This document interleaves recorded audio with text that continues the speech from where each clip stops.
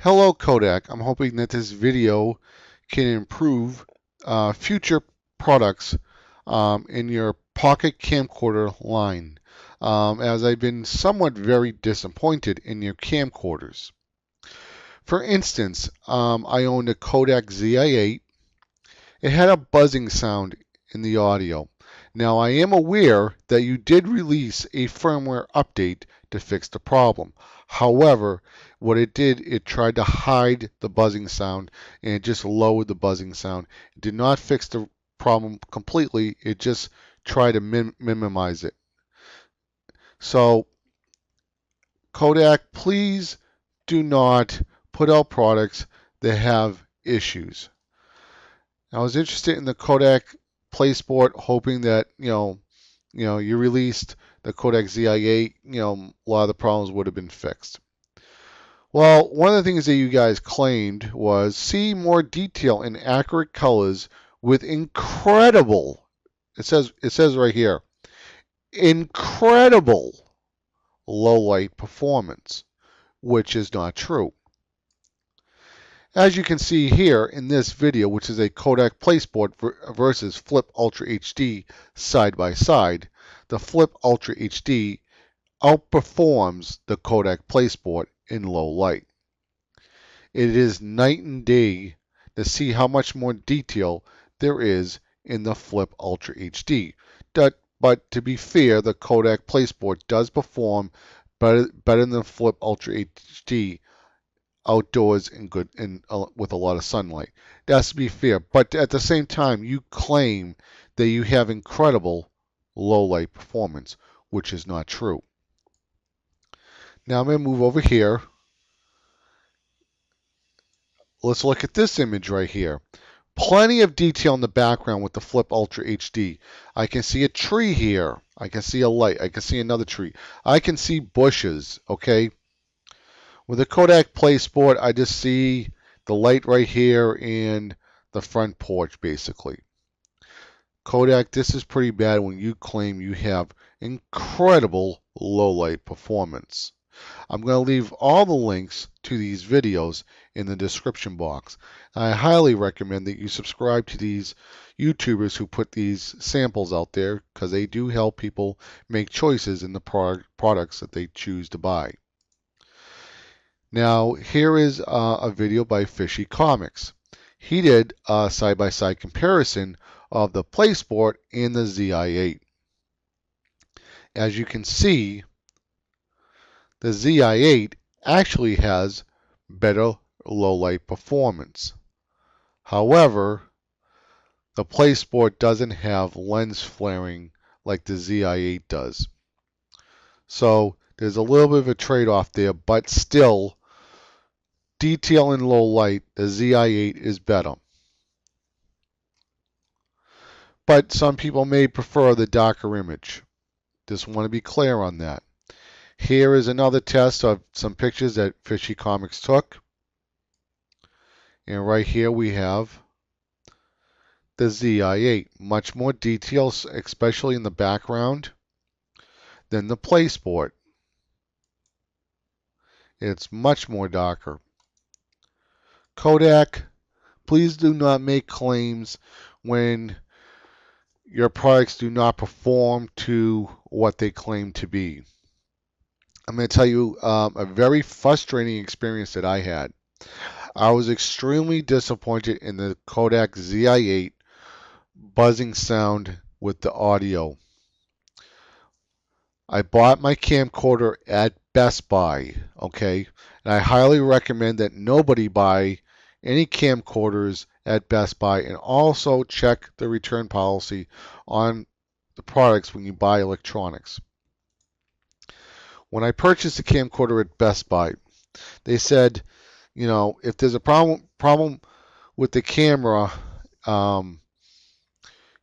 you can return it, but you have to prove that there is a problem with the camera, so you don't pay a restocking fee. Okay. Now, thank God that you guys left in the firmware description say improved audio, audio playback and audio recording. And I showed it to the lady at Best Buy, and she took my word on it. She was nice enough. I said, it says right here audio, so of course you guys try to fix the audio. And I told her there was an audio buzzing sound, and she took the camera back, and I didn't have to pay a restocking fee. Okay. Um, I had to go do a print screen. My printer broke. I had to go to Staples, pay $1 to have this page printed up. Okay. Then go to Best Buy and show this page to her, so I wouldn't have to pay a restocking fee. Okay. I don't like it when companies are doing this restocking fee and all this stuff. I mean, they should just have your name on file. If you do it too many times, they won't sell to you anymore. And a lot of these places don't even tell you that there's a restocking fee. They'll just sell it to you because they know if you hear there's a restocking fee, you're like, oh, I'm not going to go there. I bought tons of stuff off of Amazon. I have returned things a few times when they've been broken, and that's pretty much it. But I don't have to go through all the hassle and say, hey, there's something bad over here. I have to prove it to you. Okay, that's a hassle on my case, Kodak. I'm not happy with it. I'm not happy with the products you're putting out. I'm not happy with the PlaySport. When you claim incredible low light performance. This right here is not incredible low light performance. Even right here on the porch, there's much more detail. You can even see, the bricking right over here. You can see the stones, the bricks right here. Right here on with your Kodak PlaySport, it is completely black, and the background is completely black. I can't even tell what's behind this light right here. Look at the Flip Ultra HD. I can see snow. I can see a tree. I can see another tree. There's another tree over here. There's cars here. I can see all the way in the background. I can even see this house. Okay, so Kodak, I highly recommend that you allow users to set the shutter speeds on their cameras, the ISOs. Uh, you know, it can be an option if somebody else wants to play around with those things. I highly recommend that you do that. I also wish you put a faster lens aperture like the Kodak. I mean, the Flip Ultra HD is a 2.4, where yours is, I believe, is a 2.8. It's a little bit more light. Would have been nice if you had a faster lens. Let people play with the ISO and let people play with the shutter. Leave it a manual option on those two things. And I think that would have fixed the problem. This might just be a light meter problem. Also, I also think it would be good if you added light meters. A center meter, whatever, like on Canons and Nikons, they have, a matrix, or a Minolta called it they used to call honeycomb. I don't even know what Canon's called. And a spot meter. And maybe even a button where you can hold the spot meter, and then if you move the spot meter off a little bit, it'll still be at that exposure. Those things would have been nice, Kodak.